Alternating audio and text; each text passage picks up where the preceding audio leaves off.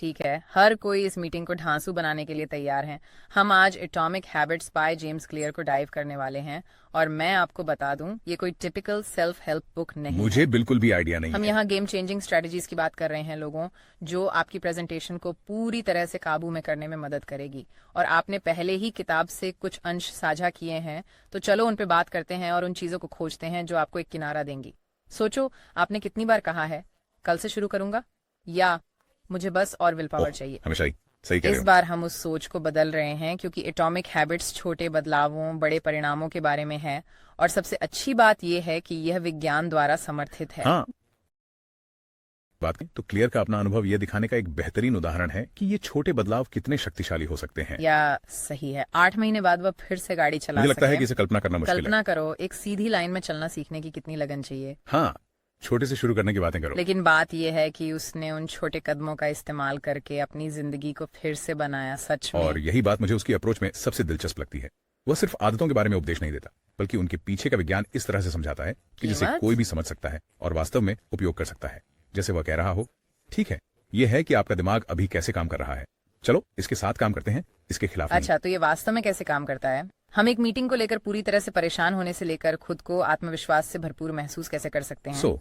Clara के अनुसार एक मुख्य अवधारणा आदत लूप है।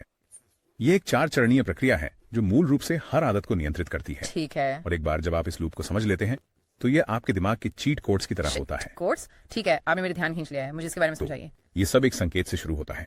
ये वो ट्रिगर है जो पूरी आदत को चालू करता है। तो इस मीटिंग के लिए संकेत क्या होगा? जैसे कि मीटिंग इनवाइट मिलना। बिल्कुल, वह ईमेल पॉपअप होता है और बूम, आपका दिमाग काम पर लग जाता है।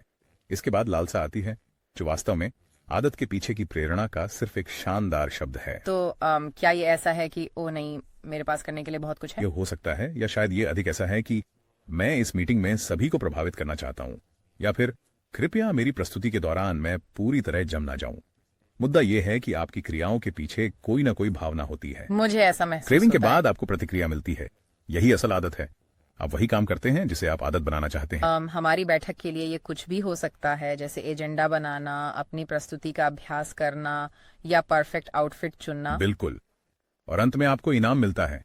ये वही अच्छा एहसास है या परिणाम है जो आपके दिमाग को बताता है, अरे इसे फिर से करो। और मुझे लगता है कि इनाम हमेशा पदोन्नति या वेतन वृद्धि जैसा कुछ नहीं होता है। सही है ना? कभी कभी यह एहसास होता है कि हाँ, मैं इसके लिए पूरी तरह से तैयार हूँ, या यह बस आत्मविश्वास बढ़ाने वाला होता है जब आप जानते हैं कि आप तैयार हैं। ठीक है, मुझे तैयार और आत्मविश्वासी महसूस करना पसंद है। अब हम वास्तव में उन भावनाओं को कैसे बनाए रखें, खासकर जब कोई बड़ी बैठक आने वाली हो? खैर, यहीं पर बदलते व्यवहार के लिए क्लियर के नियम काम आते हैं। वे मूल रूप से अच्छे आदतों को बनाए रखने के लिए नियमों की तरह, और वो बुरी आदतें, खैर अब इतना आकर्षक नहीं। ठीक है, मैं एक शानदार प्रस्तुति देने के लिए तैयार हूँ।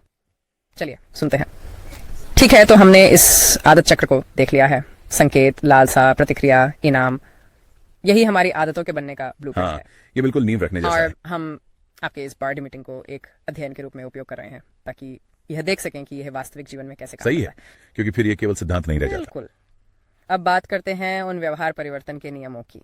मैं एक शानदार प्रस्तुति देने के लिए तैयार। ठीक है, इन्हें हैक की तरह कम और उन सिद्ध रणनीतियों की तरह अधिक समझें जो सकारात्मक परिवर्तन लाने में और मदद भी करती अच्छा। हैं।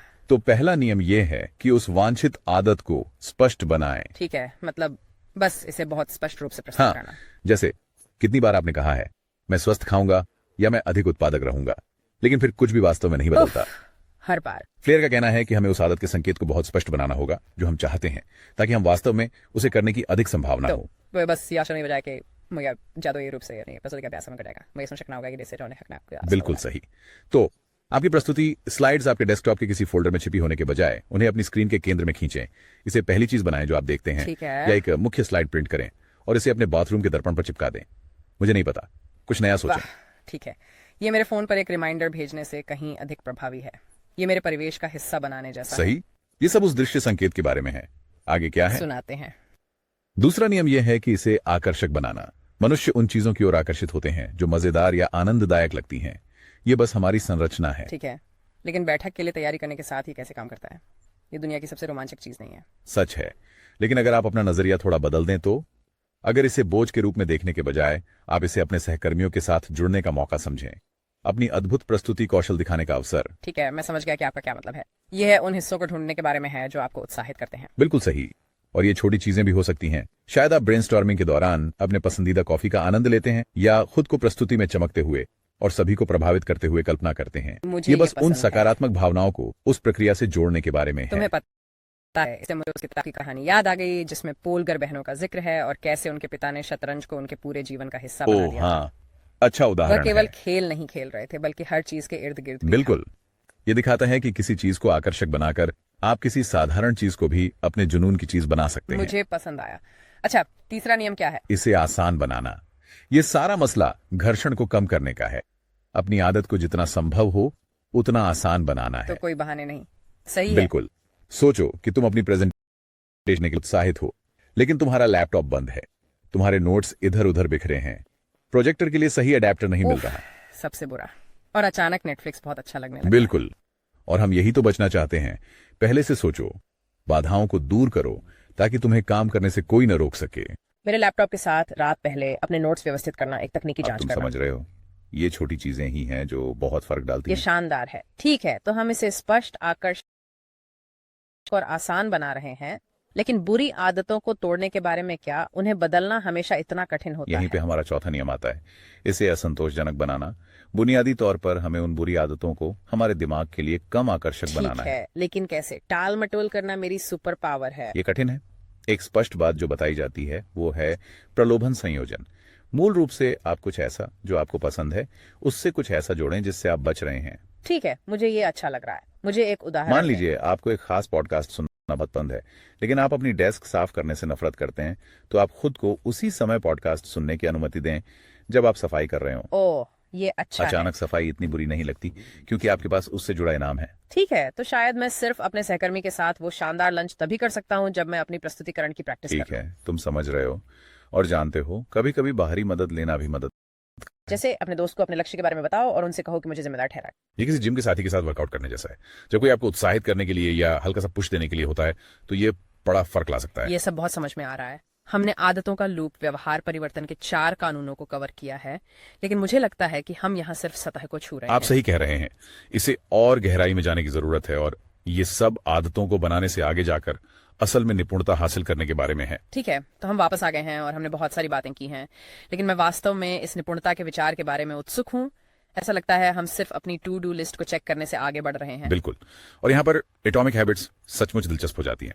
देखते हैं, बहुत सारी सेल्फ हेल्प सलाहें सिर्फ अच्छी आदतें बनाने के बारे में होती हैं, लेकिन क्लियर इसे एक कदम आगे ले जाते हैं।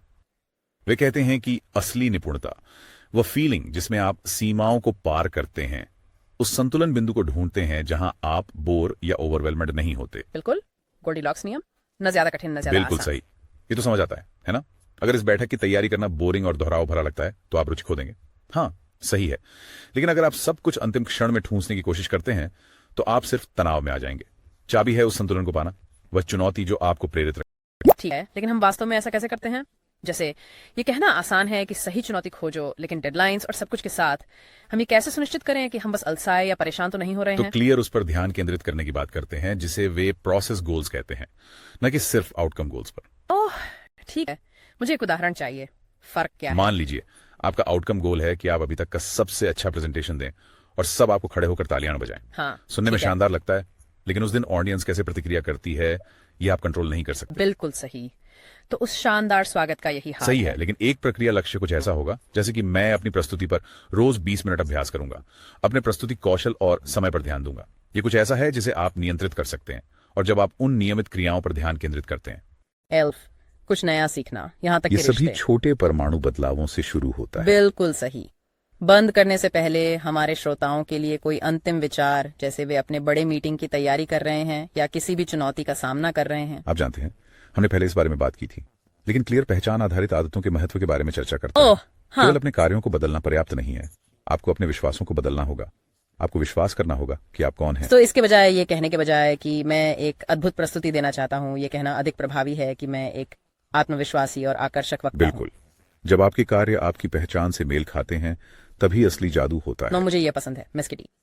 ये परमाणु आदतों की एक अद्भुत गहराई में डुबकी रही है। वास्तव हमने में अच्छे ऐसा आदतों को है। बनाने और बुरे को तोड़ने और उनका उपयोग करने के लिए अपने लक्ष्यों को प्राप्त करने के बारे में बहुत कुछ सीखा है। और हमारे श्रोताओं के लिए, उन बैठकों के लिए शुभकामनाएं। याद रखें, लगातार किए गए छोटे बदलाव भी बड़ा फर्क ला सकते हैं। हमारे साथ बिल्कुल। गहरी डुबकी में शामिल होने के लिए धन्यवाद।